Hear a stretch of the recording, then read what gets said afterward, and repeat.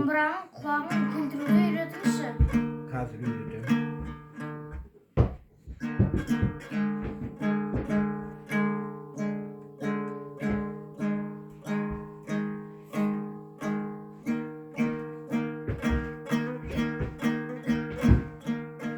Көрдің ба?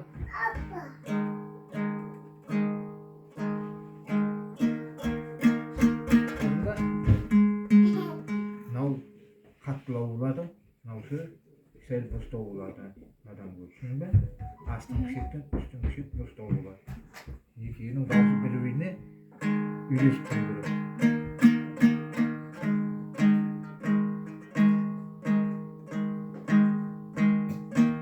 Ата, Ау, сіздің ең алғашқы үйренген күйіңіз қандай? Маған тартып бере аласыз ба?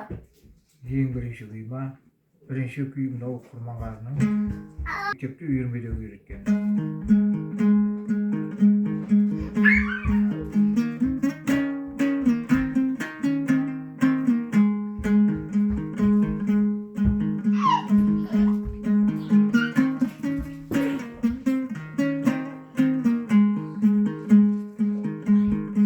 Көрдің бе? Иә.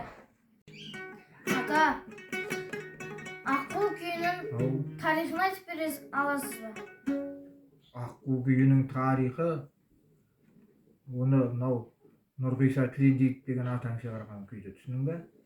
Қыз жібек кинофильм түсірген кезде аққуларды жиекке, көлдің жиегіне әкелу керек болған. Соны келтіре алмаған аққуларды Нұрғиса Тілендиев деген атаң аққу күйін шығарып, сол аққу күйін сол кинода тартқан кезде аққулар жиекке келген көлдің жиегіне, түсінің бе? Сол кезде шығарған күй ол. Нұрғиса Тілендиев деген атаң шығарған.